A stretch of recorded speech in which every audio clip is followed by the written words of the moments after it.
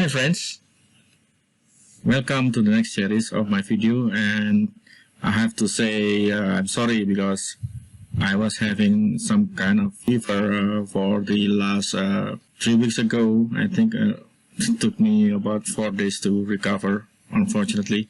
And also I have to update my Visual Studio installation because right now I have to keep up with the 17.1. So right now I have 17.1. So this is the quick way. So I just open MS. We can also look at how this is still related to the installation of Dotnet SDK. So just to have a quick recap, in the last video we have discussed the look and feel of the Dotnet SDK, especially when you are doing from the command prompt, and we are still focusing on running the tool itself. So right now let's start to explain what are the options are available on this tool and how do you start from running the options and also the tools and commands of Dotnet SDK that we have now. Still, my notes from last video still apply. For example, these are highly related to what kind of version are you trying to use, what kind of settings do you have on your folder when your folder contains the global JSON. And of course, we have to be careful. Having global JSON means you have to be careful that you are not just keeping up with the SDK itself, but also you are marking your global JSON with the version that is available for you and with the additional settings such as which version or you are going to mark it. Okay, I'm going to support only this version. Like, okay, I'm going to global JSON. And unfortunately, I forgot the option. Let's see. So we are going to specify the version that we are going to mark. There is a --SDK version. A new global JSON --SDK version. So in this folder, I'm going to focus to use 6.0, and the safest version would be specifying for the closest SDK that I can get. Okay, let's just to use the version that available on my machine, because yes, this is the current one. You can see --info for sure. Yep, I have here 60201. So hopefully I'm not having troubles in typing. So quickly, global JSON SDK version to be used is 60201.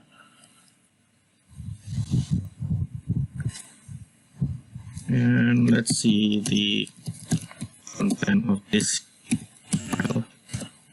Yep, I have 60201. So unfortunately, if you specify this one, this is only marked as a single version. It doesn't have the ability to, how do I run this on the next patch, or let's say minor.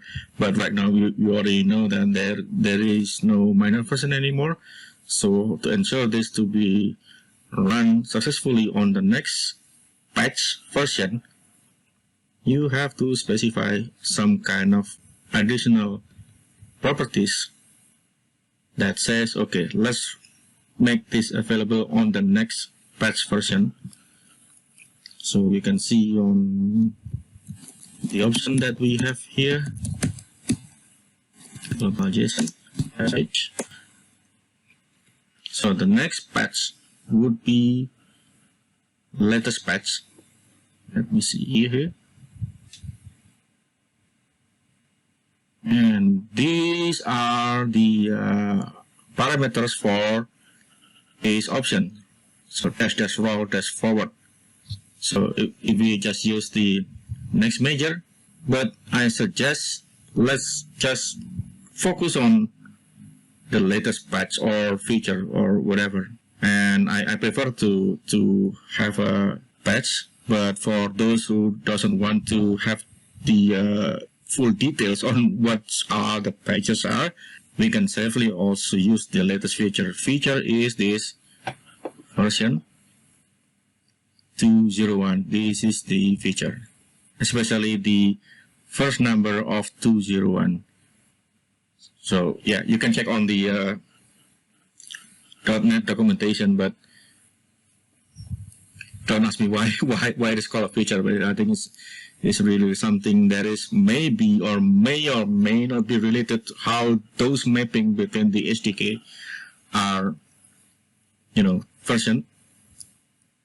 So let's use this one. And looks like I have to delete the global JSON first.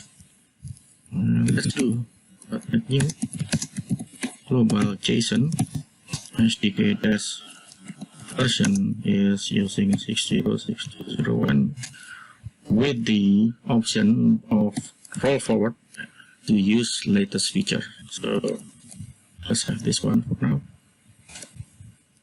Unfortunately, I could not demo for the running this on next version because there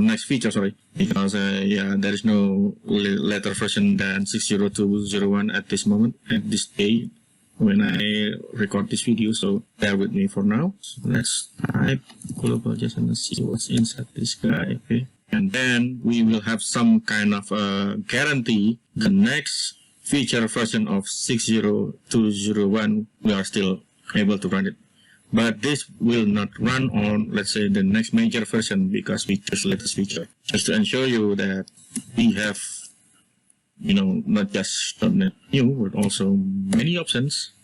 So this is the starting journey of how do I try to understand all of this. But I have my own categories.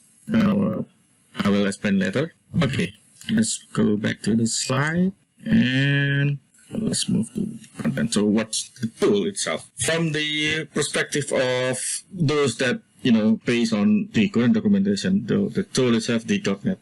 So we have used the .NET new, .NET, many things like .NET build, .NET run. So this is the main tools, the CLI.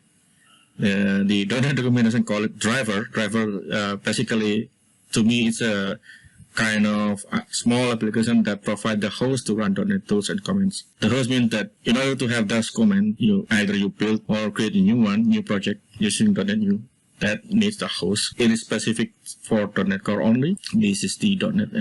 If you run on the other operating system such as Linux, this is also the executable that should be available on Linux too, not just on Windows. Executable, I means that it is for providing, the host. That's the same for not just, or actually it's not just Windows, but also on Linux and also Mac. The tools itself, those can be the existing tools or available built-in or additional tools. Additional tools and can be seen as comes from Microsoft or comes from others such as the communities, especially developer communities. And these built-in tools and additional tools are used as a command. They say the tool run as command. So we have seen .NET new, .NET build, and many basic tools are available for us based on the Microsoft Docs. So this last point is the point I take from the previous videos to create .NET application and libraries. This .NET actually is available not just in SDK, but if you install runtime, it is also available. But there are some subtle difference, and I will not describe or discuss now, because this I am focusing on the first stage. Next one, yeah, let's revisit the components in .NET SDK, the .NET CLI, libraries, and runtime, and the .NET driver. So actually on .NET CLI, you will have not just .NET, but for this session, let's just focus on .NET as the .NET, the driver that provides us the host of commands and tools. Now, if you look at the .NET CLI, the one that I just demoed you before, you will have the same -h to see what are the options available. And let's try to discuss most important tools and maybe hopefully the familiar tools that you are going to use as your daily development activities that you may have. So not just trying to understand all of these tools, but I think for the sake of simplicity, let's start to say, okay, how do I do? How do I create from the initial start of creating a new project from the beginning? Well, we have .NET New, a new project or file, and new project is defined as part of the categories projects. Hang on, okay, it's not showing here, but there is a category that should be shown here. Bear with me now. All of those projects usually have specified, like the language that's going to be used or supported. So we already discussed this before. Unfortunately, this new list is only focusing the whole, not just the project template, but also item template, such as the one that I just demoed you, this global JSON. And you can also create new solution, SLN, as we see in the previous video. So let's see if I could make this or filter this just to have, okay, they should be a project only or whatever. No, applies to based on tag. Okay, based on tag is, oh yeah, there is no way to see this template or not. For the quick ways to differentiate, so for those project template, usually they have language as options like C#, F#, VB, and for those are not the project template, or let's say it is just item template in the terms of you are creating one file such as this to create .NET ignore editor config global JSON. You will have no language as part of the supported language for that project. So now you see this is .NET New. Okay, not just .NET New. You'll see .NET Add. So .NET Build, and this is quite new to me. Hopefully, this is new in .NET 6, or maybe I'm wrong. There is a build server, which I never tried. Maybe on the next stage I will try to use this. And we have .NET Clean, Format, Help, List, MS Build, Build. These can be seen as the same or can be seen as different, which is I'm going to discuss later. We have the .NET Publish and many more. There should be, yeah, okay, .NET Restore. Okay. You may say that I'm still trying to investigate one of these, but for the for this session, I will focus on again which one I should choose or which command I should run to, just try to create a new one quickly. Usually the best one is console, because this was the original ways for me to learn any kinds of new platform or new programming language. Let's just delete this one, okay, and create new one. New console. So the correct naming for the new, what kind of template I'm going to create or item that I'm going to create, is using the short name. So console is console. .NET New console 01.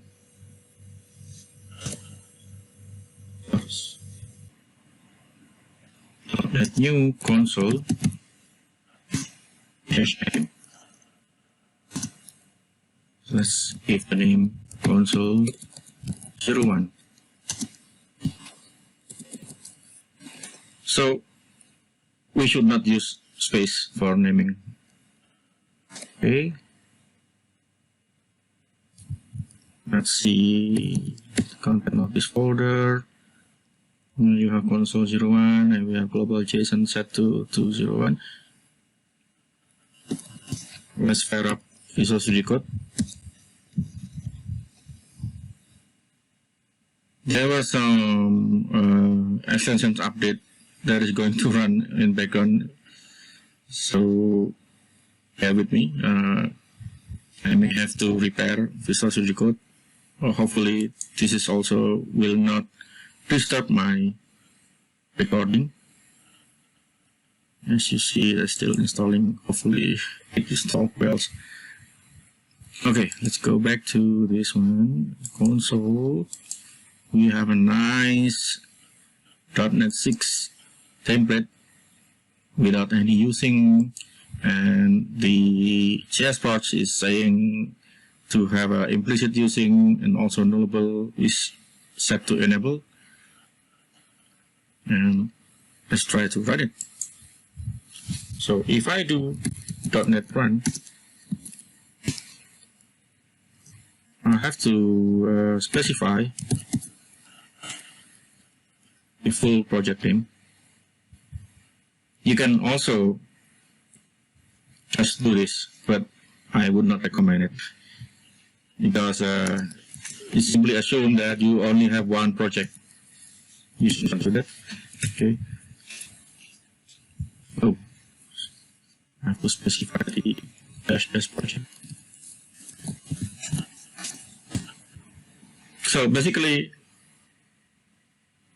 the step is restore any package, and then compile it, and then run it. The actual run is the .NET exec. So you can see on the list of commands that we discussed before, there is a exec. Oh, unfortunately, I don't see it here. Okay, let's try that command unlisted in here. exec.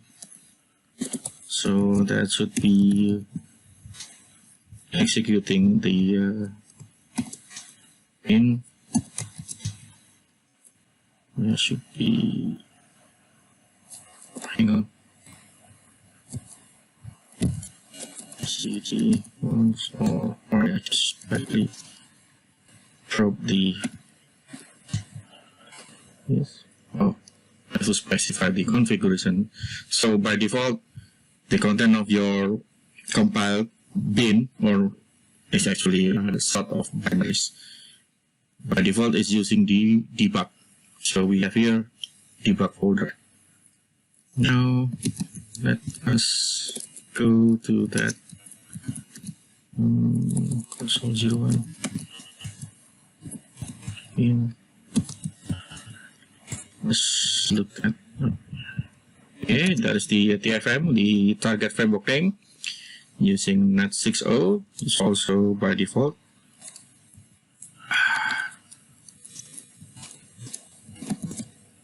That's the exe. Now let's try the simple thing. Can I run this guy directly? Yep. This is possible because we already have runtime installed. Why? Because runtime is also part of the .NET SDK, so we should not worry about that. There was this kind of comment. Hopefully, I don't know whether it is still available or not. Let's try this one. Unassembly specified integration manifest has already been found, but with a different file extension. Okay. It will try to extract the DLL. I still remember now. Cool. So, here's what happened. Your actual code is in this DLL. Why? Because this exe is part of the compilation, but this is not your actual code. This will be the bootstrap. So basically, you cannot execute console01.dll directly. So let's say no,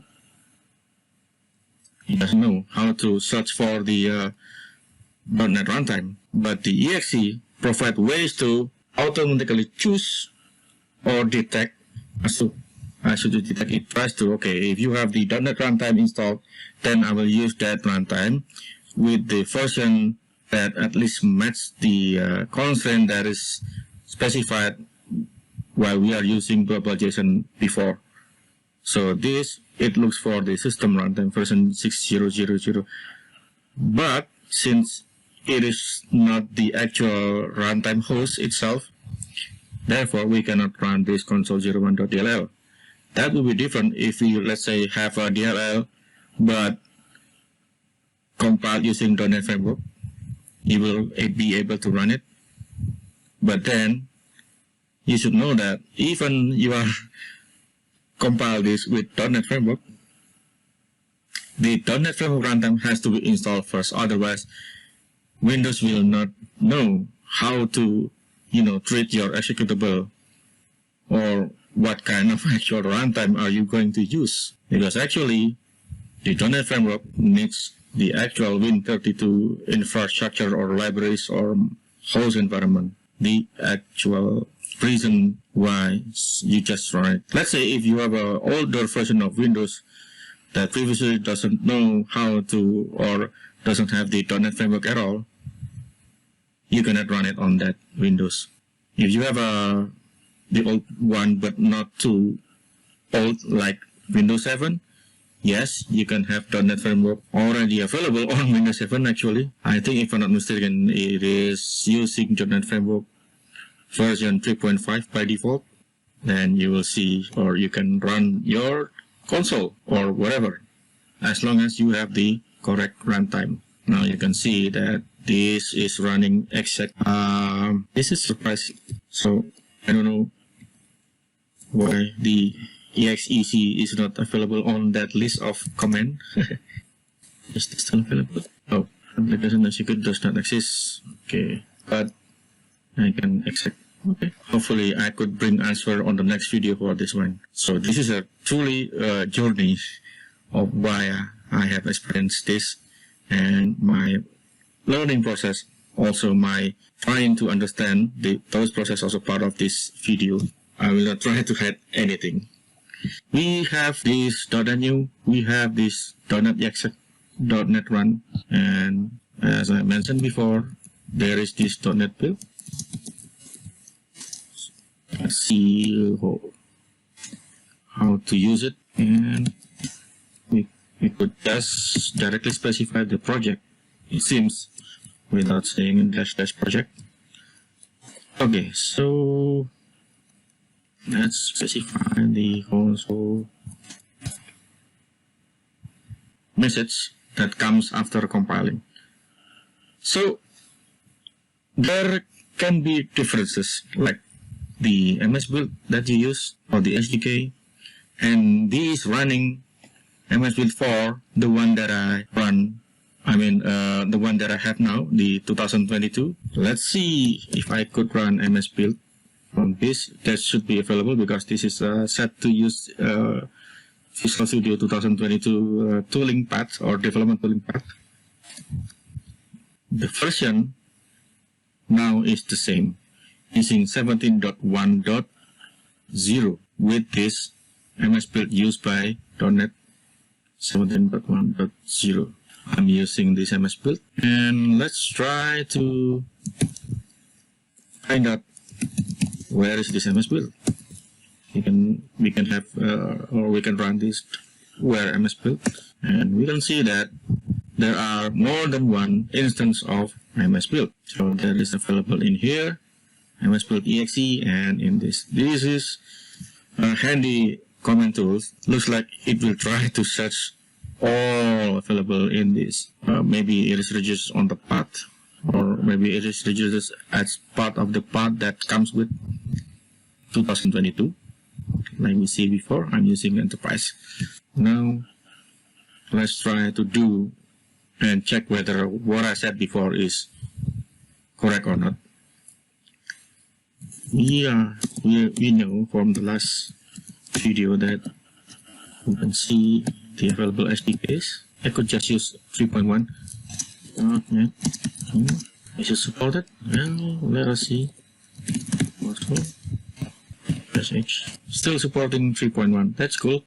We will have a discussion about why is this different. Why it's this saying NetCore app? Why it is saying Net 5.0 on the next videos? Bear with me for now. I'm focusing on the base command. Okay, new console.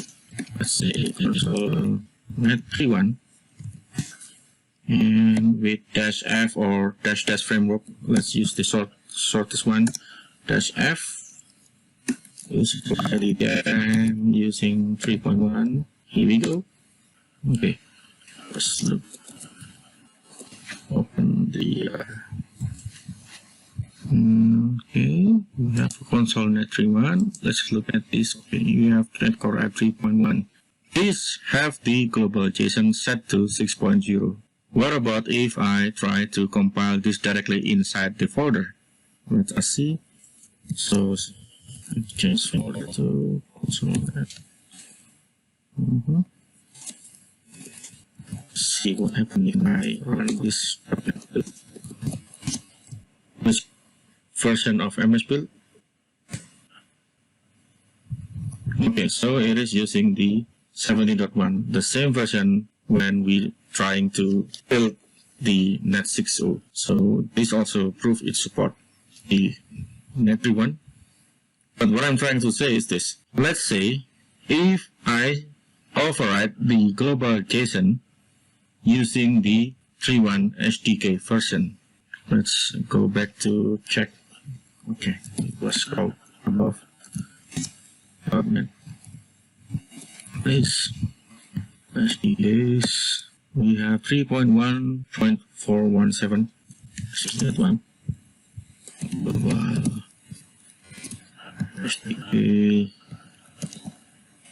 version, if I'm not mistaken. Let's use 3.1.417 only for this folder.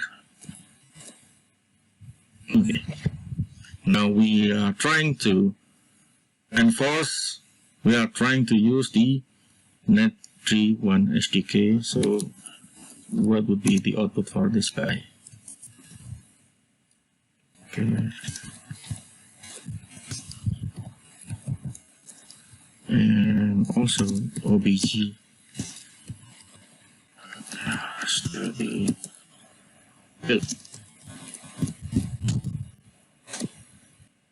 Now you see that we have a old version of MS Build. We have here 16.7. Looks like my version has been updated maybe last month, or what should be the exact release date for this version. Right now we have 16.7.2. We override the previous global JSON to use the 3.1 SDK, specifically the version 3.1.417. Now you see that it used the compiler or MS Build version 16.7.2. This version is mapped to Visual Studio 2019 because the 2022 is using 17.x.x, and what I have now is 17.1.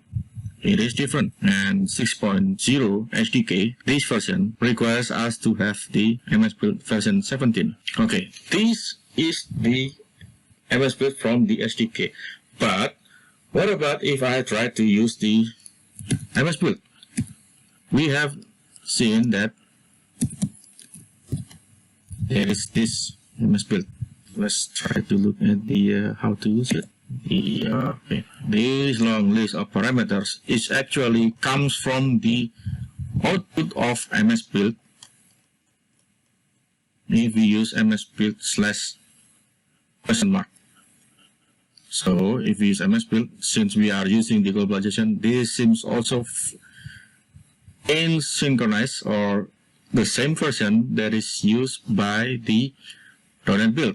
Like we have this. So 16.7.2, 16.7.2. The correct mapping version for version 16 is actually Visual Studio 2019. But this is not related to what I have now on this machine. This version is not available anymore. And I could show you why. Let's open another developer comment from for 2019. You'll see there's a clue. I'm using 16.11.11. I think this is the latest one for now for 2019. And run MS Build. If we specify no parameter at all, it will give us an error message that says you have no project to specify. And just to give you a quick ways to see the version, so we see I have 16.11.2 for the MS Build of 2019. But this MS Build that comes with the .NET Core 3.1 SDK is version as 16.7.2. This already proved that on my previous description or discussion on the last video before. This actually proves that we have to ensure that we know the mapping of this version. So this also proves that your SDK installation may have different version on what you are trying to use as part of the installation. Maybe my version of .NET Core 3.1 is not latest, for example, because it is still using the 16.7.2. Maybe there should be an update for .NET Core 3.1 SDK installation for Visual Studio 2019. We have to check that on the download page, like we have discussed on the previous video before. But now in details in the sense that we are going to look at the 3.1 landing download page. It is still supported, but we should be aware that the end of support for .NET Core 3.1 is December this year, this 2022, so we have to be careful. And the latest one is 3.1.23. Okay, let's see what kind of Visual Studio 2019 it is still supported or not. The one that I have is the latest one. Okay, the runtime version is 3.1.23. The SDK version is 3.1.417. There is no supported version for 2022. Can I really run these apps that is already built using 3.1 on 2022? Although it is not mentioned here, but please be ensured that you can run, because on the perspective of the .NET 6.0 SDK, let me delete this one and go to any folder that is not related to the globalization. Let's say I'm going to go to my root folder and see the info again. This folder doesn't have any globalization at all.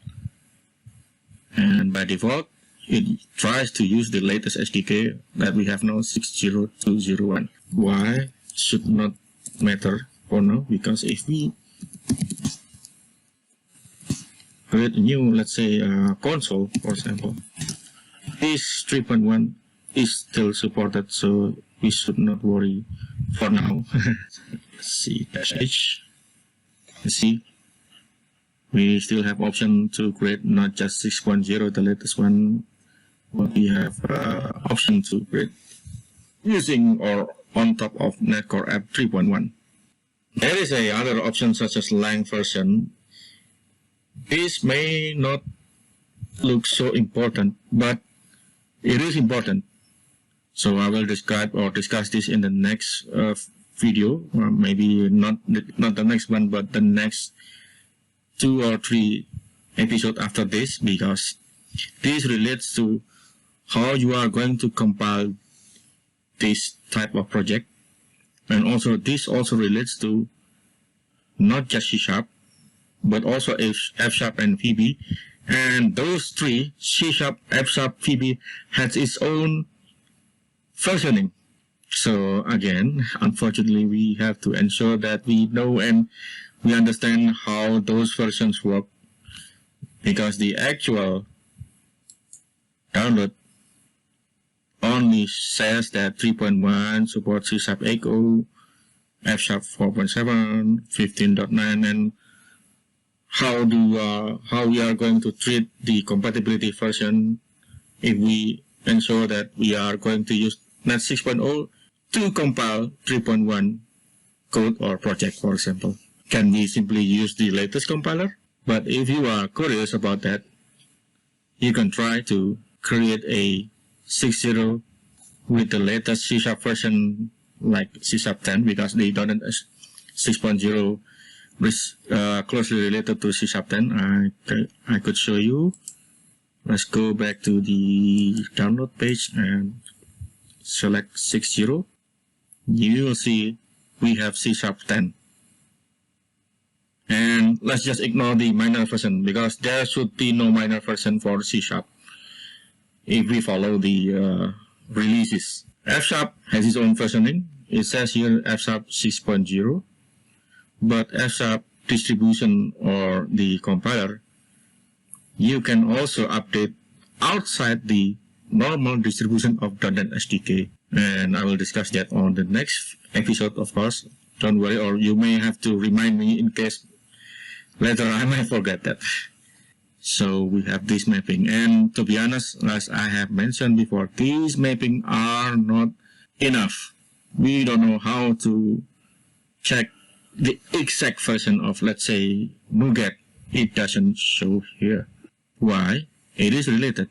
We have discussed before that if you use the old version of NuGet, you will not be able to compile. So the best way maybe, okay, let's use the latest version of NuGet, like 6.0.201. That doesn't fully guarantee, because that NuGet exe executed separately, not part of the host of the .NET 6.0 environment. So you will see that, let's say, if we are trying to use .NET Restore, let's go back to the this guy. There is another interesting command. So I mentioned before, if you use run, basically it tries to do these three steps. It runs the .NET Restore, so restore the NuGet package dependencies, and then it runs the .NET build, then it runs the and not shown here, the .NET exec. It will try to run those three in 3 steps. Now you will see that there is .NET Restore. Let's look at the parameters. .NET Restore. Okay, it needs the project file name directly. So we shall see. Yeah, we already compiled this, so it says our projects are up to date for restore, which is fine. The next interesting thing is when we see there is a .NET NuGet. Provides additional NuGet commands. So let's try to look at this guy, .NET NuGet .h. Now you will see that it has options that only specific if you run NuGet separately or standalone. This is different, again, this is different from the normal NuGet, because this NuGet command line is released as part of the command of this guy, the .NET. So let's have a quick check. Let's go to the page, landing page of NuGet.org. There should be a download. This download is not downloading the NuGet, it is downloading the executable of the command line. Okay, now we have 6.1.0, but this is the NuGet exe. Let's see if it's the same NuGet. Okay, this file doesn't really show which kind of version I'm using.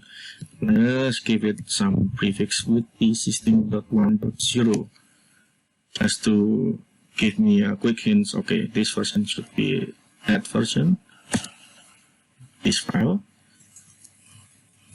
Now, let's see. Okay, NuGet. Let's try to run it. Are we going to have the same version? Installs too fast. 6.1.0.106. Okay, the version is not having a big difference, so we are still having 6.0. Oh, sorry, 6.1.0. Unfortunately, it still shows there's a difference between the version of 6.1.0 that I just downloaded compared to the version that is used by .NET, the original .NET Core. This also difference with if you use the global JSON that points to use different SDK like we have now for the 3.1. So again, the way that we are trying to understand the version mapping is totally important. Okay, let me go to the console. Yep.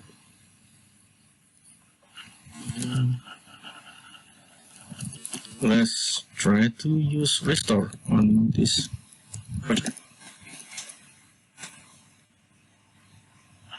Oh, sorry, restore. Or maybe let's try to pick or check the version. This guy. Now, this proves my point. The version that is being used by 3.1 is using NuGet 5.7.1.7.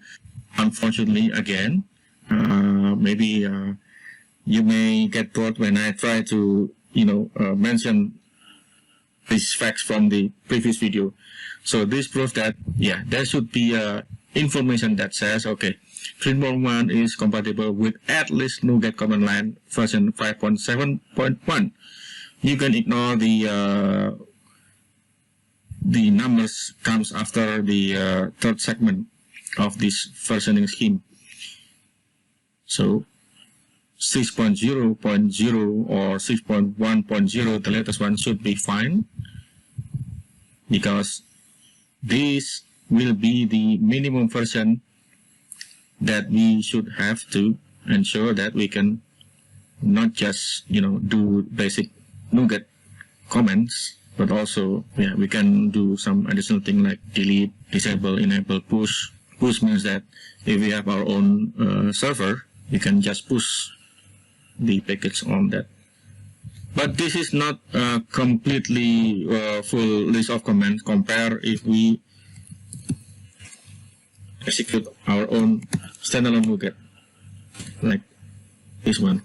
We have init, config, client search, set API key, sign, sources, spec. Yeah, there is no sign option on the NuGet that is part of .NET Core. Oh, there's one. Okay. So, looks like the 3.1 doesn't have it.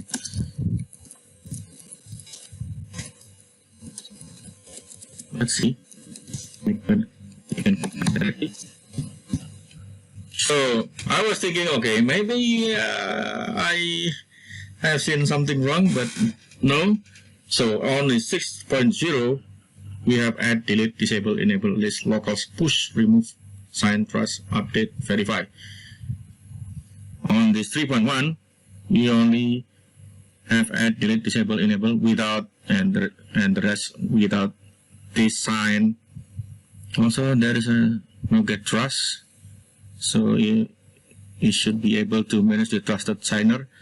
Well, to be honest, I haven't used this trust option because I don't subscribe to certificates to verify my code or to sign it. And to be honest, it is quite expensive for me.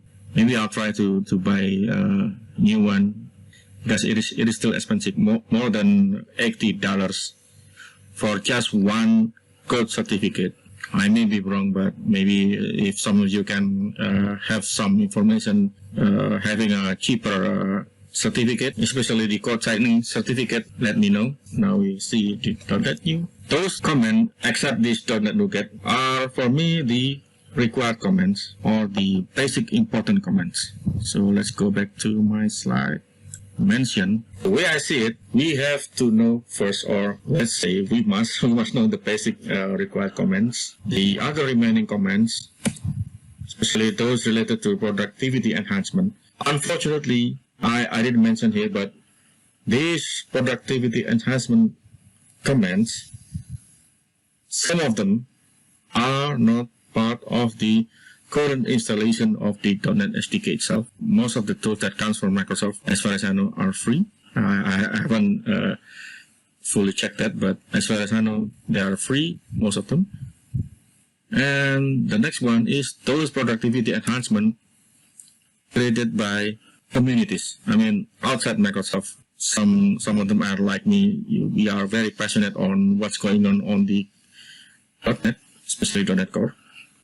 This point, especially the third point, unfortunately, I will continue to discuss this on the next stage, which means that on the next video of this, you already see me running .NET U, .NET Build, Restore, Exec, Run, Publish, and Test. You also see me running .NET SLN.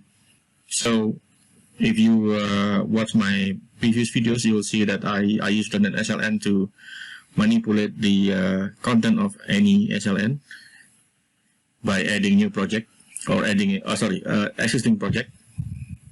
And I just show you .NET Build, Restore. You can also tell me, okay, I just need .NET New, and then run it. You should publish it, because otherwise, to quickly check the running of your app, you should not use debug configuration. You should use the release configuration. Those configuration, debug, release, has its own meaning. You will see, especially if you are using Visual Studio, Visual Studio already show you on the top toolbar that by default, if you are creating file, new project, you are using the debug configuration. So that is the basic behavior also shown in the .NET SDK that I just shown you before when I do the build or especially run. And there's also important things when you create a new unit test. There is this command, .NET test. This .NET test will be able to run the common unit test project. Let's say if you have the MS test, you can run it using .NET test. If you have XUnit, you can run. Yeah, let's see. Let's go back to the .NET 0 folder. So let's see .NET New. Focus on the tag of test. Okay, for this tag of test, we have a NUnit, XUnit, MS test. Where is that guy? Okay, I should be able to use tag for filter, hopefully. .NET New sh. Okay, let's try to use that tag. Yes! I'm so excited because this is my first time trying this dash tag. Okay, you see that we have a MS dash, we have NUnit, we have XUnit. This is cool. But actually, you can have other kinds of tests. Maybe if you want to use your own unit test framework or other third-party unit test framework. This is not limited just to MS test and unit. There will be some kind of additional templates, like let's say, for example, if you want to have a MB unit, for example, this is MS test, but this MS test is different from the MS test that is usually used by .NET Framework unit tests. So this will be part of the next discussion or next topic. My day-to-day job is not, just creating class libraries or bug fixing or implementing new features, but also as part of my daily activities, especially if I'm trying to have some kind of a good habit or best practice. Every time I create a new function, every time I create a new method, I should also have some kind of thought or ideas or how to test that function, because the easiest way to do that, you should have a unit test for that function or method that you are going to develop. Because that also, to me, is a very, very good habit to do, like every day on your daily job as a software engineer, because that is the quickest way to test your logic. So we know that we have these kind of templates available for us. Now we have discussed most of the point I mentioned. Why I mentioned about FSI? Because this is also part of my daily activities when I try to have a quick test or quick exploration when I try to implement logic in F#. F# has the ability to have a interactive prompt, but on the .NET Core, you have to tell within the environment the easiest way, just .NET FSI. So let me show you .NET FSI. So let's try to look at the options. Unfortunately, it doesn't have the -h. Okay, so it should have it.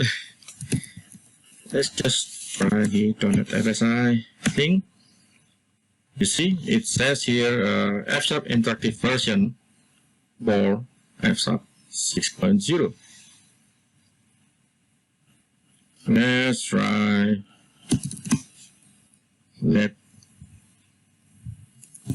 any number or number equals to 10. Oh, maybe semicolon. Okay. Yeah, I have to use semicolon to terminate the line of code. It says here the number is typed as int. It is given a value of 10. By default, this means that number is assigned with 10. No way for me to change it. If I do this,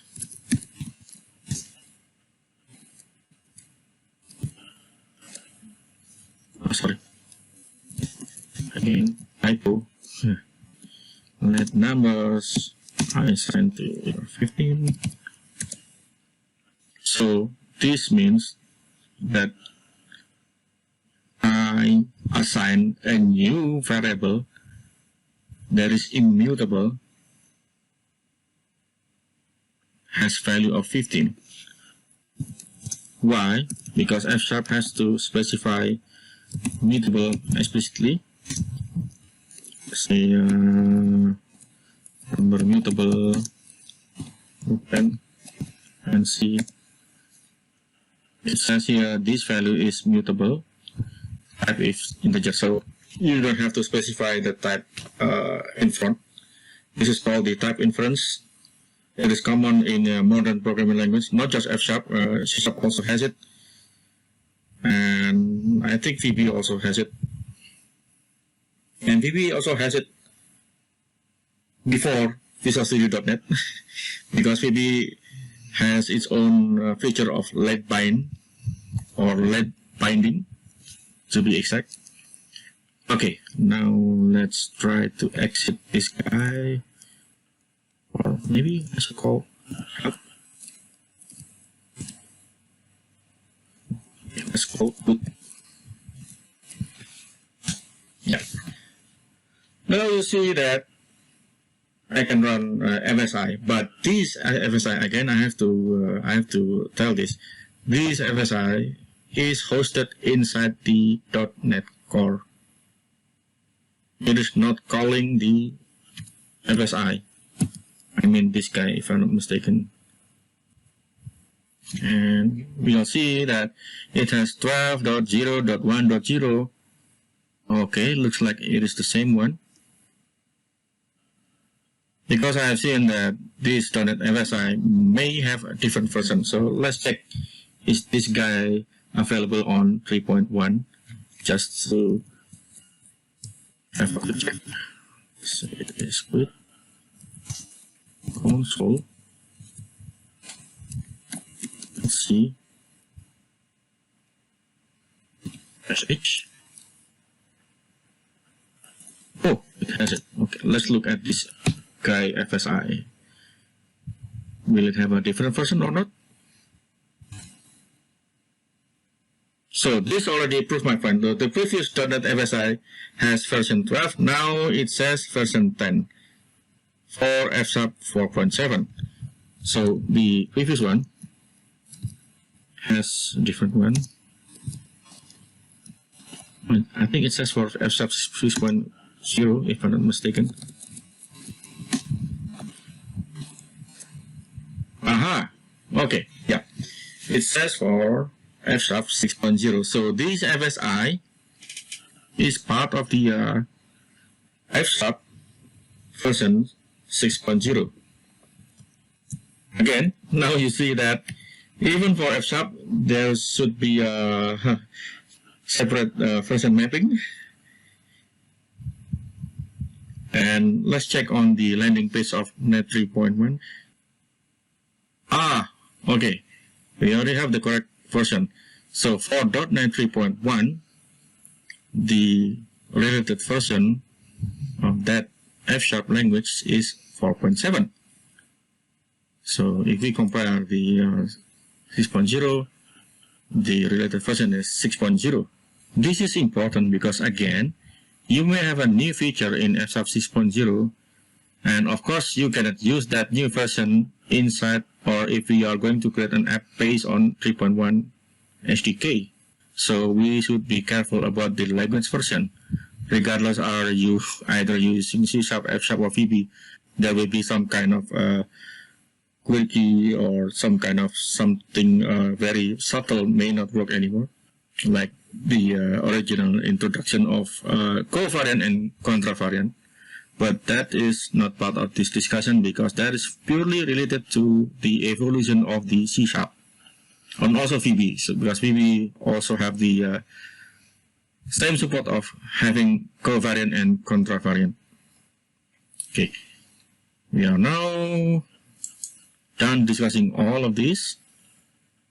If you may wonder what is the .NET Publish is doing, .NET Publish is basically try to create a nice redistributable of your apps, like the release. It may use the debug or release configuration, but by default, if you use .NET Publish, you should publish with the release configuration, because that release configuration means that the release should be smaller than debug version, because release configuration doesn't have to deal with the additional PDB or the program debug symbol database. So, but then you cannot debug it, and yeah, you should be aware about that initially. Okay, if you want to know what is the difference, yep, I will tell you again, not in this session. Okay, so we already have this demo. What I'm trying to convey here is this categorization of basic or important are not the same as on the list of basic commands that is described as described in this job. So if I open this guy, it says here it has the migrate, clean, help, and store. Okay, it is available since .NET Core 2.x, which is already for quite a long time. Stores the specified assemblies in runtime package store. Okay, I may have to use this, but to be honest, as far as I know, when I do daily development activities, I never use this. Okay, so go back to. So again, this categorization comes from my own personal perspective. Basically, we have to ensure that we find out quickly how we could start to develop the .NET Core app. And the next one, or the next discussion for this video, is the second categories. So I'm going to have a quick demo of .NET Watcher, and then quick demo on .NET Counter and .NET Trace, hopefully. And I will let's see whether the next 5 to 10 minutes are enough to give you or tell you what kind of demo I'm trying to convey, especially the use of these two, .NET Counter and .NET Trace. I use this for diagnosing whether if I'm doing something wrong, or if I'm doing something that takes a lot of memories, or maybe takes some previous cycles of CPU cycles. Of course, I usually do this. So let's start from .NET Watcher. Okay, let's close this one. I should not bother or worry about 2019 for now. Okay. So this .NET Watcher is actually available from the basic installation of the .NET SDK. Right. Yes. You'll see that. Watch. This .NET Watch can be used basically for any kinds of project, not just console, but you can use for web, as long as those project has a not just endpoint. I mean the starting point to execute. But in this time, I would like to show you something cool about .NET Watch. You can use .NET Watch to demo about hot reload, which is something that very comes as a default in the Visual Studio 2022. But actually, without Visual Studio, you can have .NET Watch to have a hot reload. Let's try to create a new web and give it name web 6.0. Hopefully this is the correct syntax. Okay, looks like it is correct. Let's open Visual Studio Code. So usually after you code, you compile and then run. And now after I run it, if I want to make some changes in the code, I don't have to compile anymore if I use the hot reload. Let me show you the code here. Okay, let's go to Web 6.0 for this demo.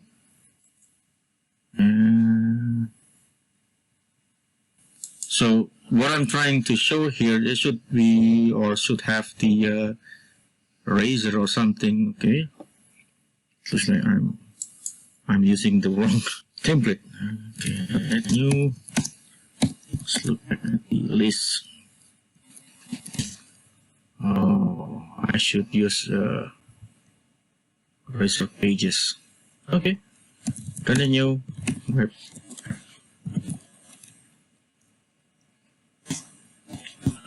Let's give it name 01.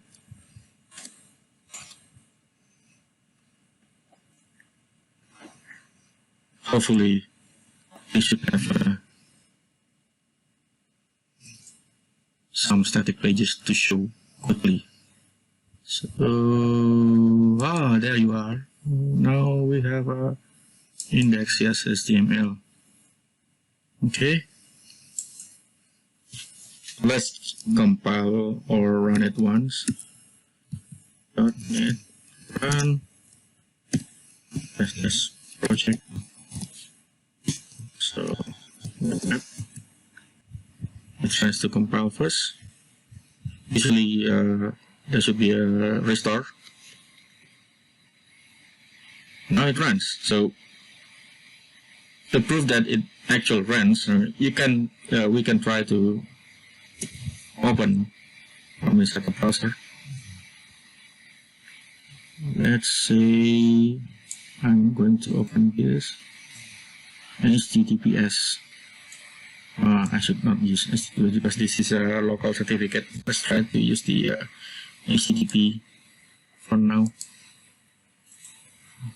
Copy this guy and let's open this. Hopefully it is working.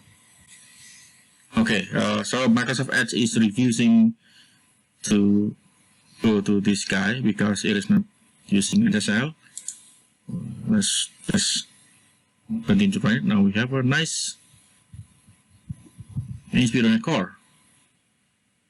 So let's try to minimize this. And the nice thing about Windows 11 is having some kind of feature to make this as either a right corner or the align, and then I should choose the left corner what kind of app should be showing.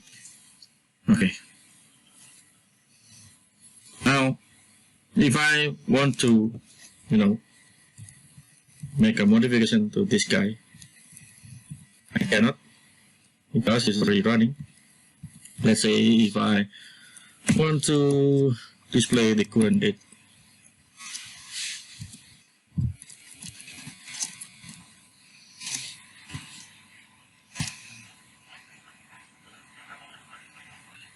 If you see that it is immediately showing something, this is a GitHub code.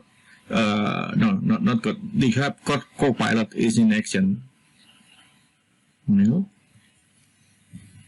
So if I save it, you see, I have to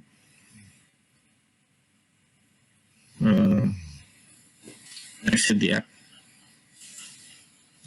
Pressing Ctrl C, and then I have to change it.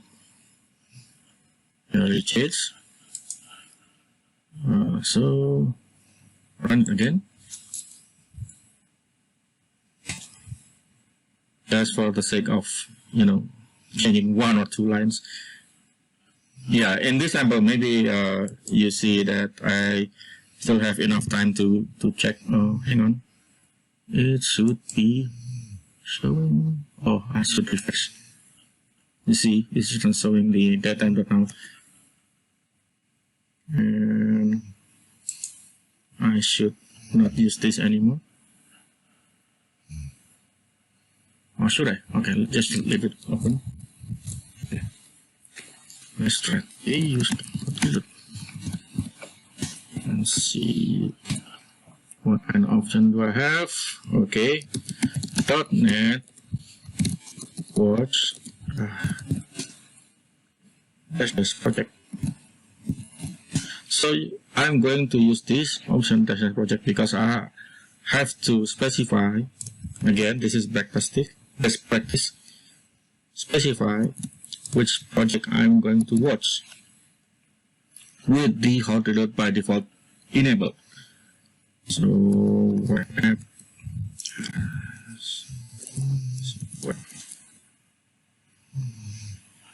Let's watch it. This implies when we are executing .NET Watch, it will. Oh, sorry.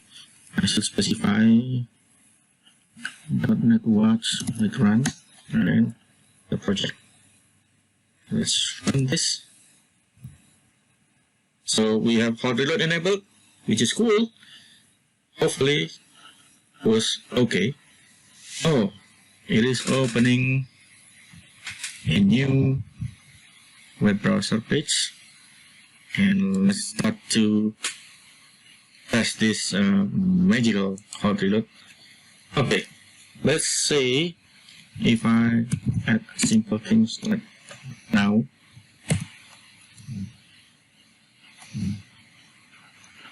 it is changing.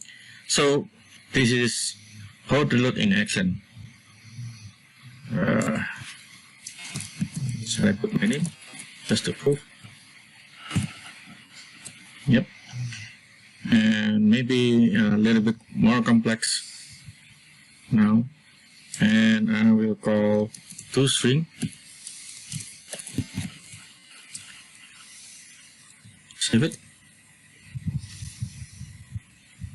seems no difference. Okay, and then what about this? If I now dot the current year, for example, it will show 2022. So you are now seeing hot reload in action. I don't need Visual Studio. I just need an editor. So while I'm using Visual Studio Code, it doesn't mean that I'm using Visual Studio Code to, show this in action. Well, I can actually use Notepad, for example. So if I use Notepad, okay, I should close this file first, index.html, and I'm going to open that file using Notepad just to show you that this guy's HTML open, and now I will change this as a month, and you'll see whether it is still changing or not. I may have to put this guy to the left. Yep. Now it is March, so the current month is month 3, starting from January. So it is showing. So you see that I don't need Visual Studio Code. It is one of the cool features to enhance my productivity as a developer. And then you'll see that I don't have to compile from the beginning, from the start.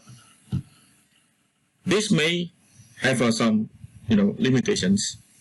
I would like to discuss this in detail, only specific for the .NET Watch with the hot reload, and why maybe or in some near future you may also need Visual Studio. Now I'm going to end this .NET Watch session. Now I have done the .NET Watch, and let's try to discuss this .NET Counter and .NET Trace. These two, unfortunately, are not part of the original distribution of the .NET SDK. So you have to download these two separately. Let's say we are going to download .NET Counter. So the correct name should be counters. Okay, let's look at this one.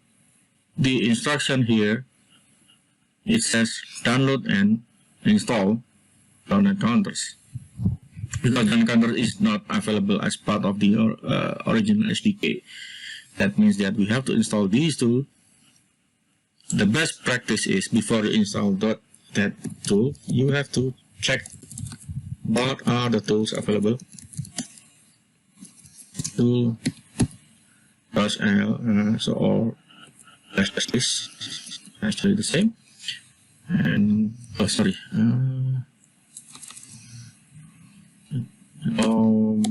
is not part of the dash. I should use this. So there is no tool currently. Now I'm going to install .NET Counters. There is a convention. Usually you can then call the counters instead of .NET Counters when you done install the tool. So let's try to install this one first. Cannot find tool. I should use the tool first. And no. Should I use the help for install?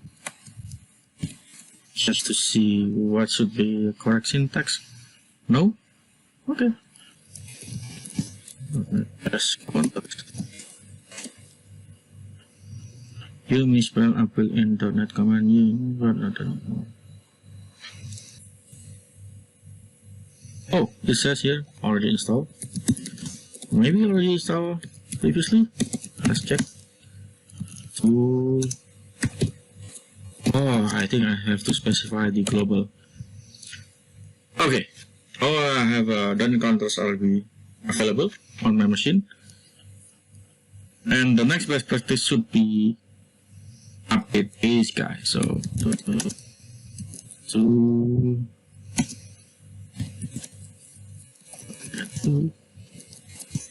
let's see what are the options for update. Update. That's convert.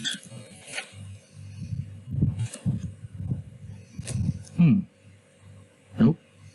Okay. Let's not use SG. This is sucks. Update. Package ID. No. Is it in here? So this may be a bug. Okay, it says here finish or successfully updated from 5.10 to version. Okay, let's try to list any kinds of tools available on my machine. Yep, change from version 5.0 to. So Dotnet counters is then can be run from the Dotnet, right? Dotnet space counters. And again, let's see the option available. Usually I use Dotnet collect because I want to, let me see, monitor current running application and export the result of that into a file. And Dotnet tool counters version. Okay. JSON counters hosting. So okay. For this video, so I need other command prompt because the other command prompt will be running the apps. Okay. Type. I'm going to use the same 2022.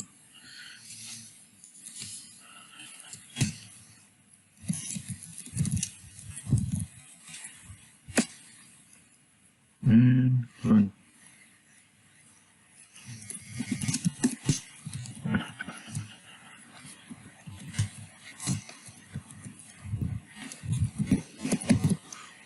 Okay, hopefully I have to remember all of these options while using muscle memory.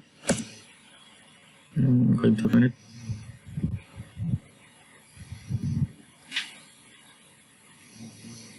Okay, it is running now. Now we can try to use the sample from the Dotnet counters collect dash format. Try to look. This is. I should say that MVC. No. Let's try to capture this running process. Let's check this one. Is it the same one? ASP.NET Core hosting? No. No. Okay. So I should mark this. Okay, this may be this doc may be written when it was a previous version maybe, because now I don't see any ASP.NET Core hosting. I'll just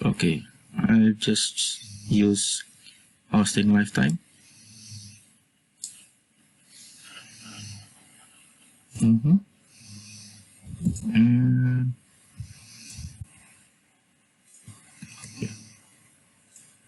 run it on this.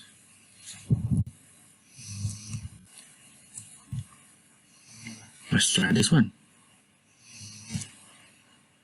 Oh, specify either process ID name.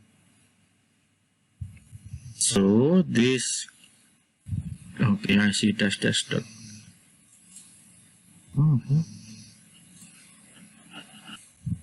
Let's look at the task manager to be sure. Only now I'm confused which one I should use because I have two. I should only have one, or just use the ID. So the ID, this one is the largest one. Hopefully this one is the correct one that hosts the ASP.NET 10836. Okay.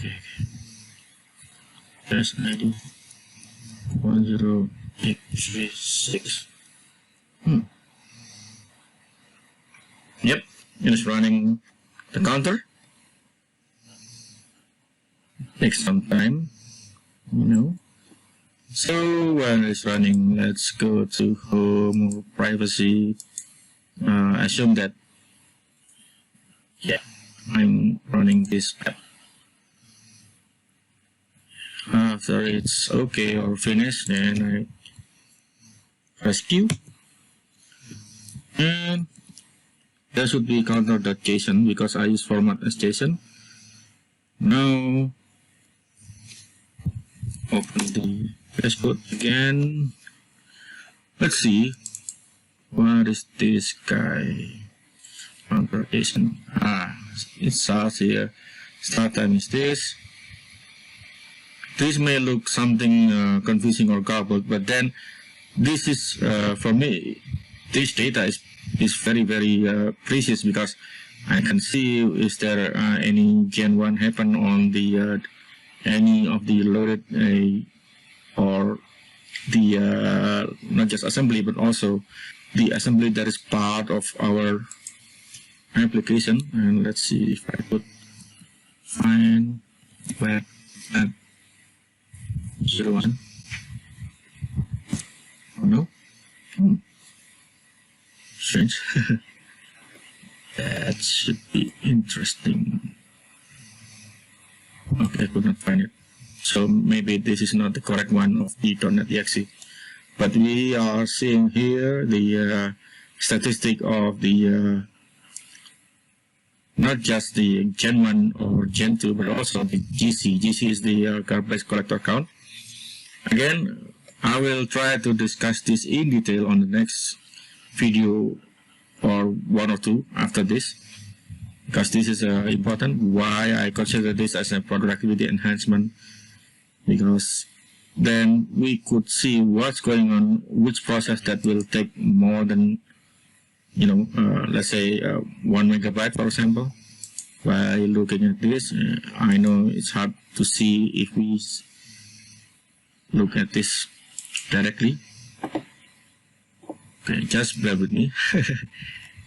Okay, I'll just close this one now. So there is the counters, and for the trace itself, let's look at this one. So there is .NET Trace. Again, this tool is not available by default, but I think I have already installed it. So .NET tool, please. Let's see. I have .NET tool update .NET Trace. Let's also specify the global. Hopefully it works. Yeah, from 50 to 7.0.75. And it has been updated. And let's see what are the options available. Collect and diagnose trace from a currently running process or launch a child process and trace it. Having a trace of any running process. Trace, it means that this is not the debug trace or something. It is quite similar, but not exactly similar. So, okay, let's try to look at the help. So it enables the collection of .NET Core traces at running process without a native profiler. It is built on event pipe and delivers the same experience on Windows, Linux, macOS, which is good because this is also cross-platform. The one that has a lesser memory consumption. We could try this one using this process ID of 12660. So here's this. Fingers crossed. Okay, it's starting the trace. By default, if we are not specifying any profiler, it tries to use the default profiler provided by the related .NET SDK. In this session is using 6.0 because I'm using global JSON at this folder to use 6.0. But I think it is also related to the version of the .NET Trace, so it should, I may be wrong, but it should not having a tight relation or tight coupling with the .NET SDK version, because this tool is usually can be considered as a standalone, not mapped or related to any .NET version. Unfortunately, I have no way to test whether can I run these .NET counters inside the global JSON of 3.1. It seems like if I enable this tool as a global, then I can only run these tools on the global scope. Okay, so let's just end this trace. Press enter. Let's look at the generated trace. Then we will have now net trace. This net trace is usually can be opened by third-party applications such as let me see if I could have the name correctly. So there should be something like review, this one. So this app can be used to open that trace. I should download this. Oh, it is open source. Oh, releases page. Okay, nice to know that this tool, this powerful tool, is open source. Yeah. I could just download this one single file here. Review. Okay, let's put this in this folder. Okay, let's try to write.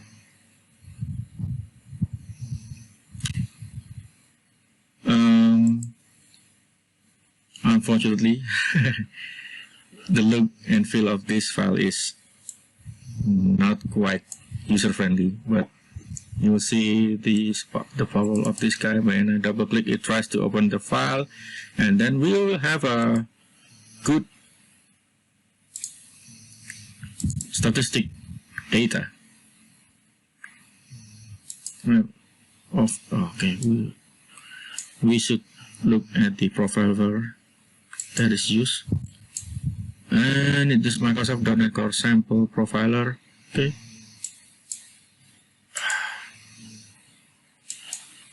Sample Profiler. Yep. So now we see, oh, it is still working to open that. Okay. Again, this app has its own usage, and I am not going to describe this in this session, but I think it deserves its own discussion. So let me know if you really want to know what is this tool doing and why it is important and why it is significant, why I include it as part of productivity, because this is basically tries to give information based on the recorded trace, what kind of process that takes quite a long time. So, okay, let's, oh sorry, this is the help, not just this one. So let's say if I want to, you would want to see track time, any stack.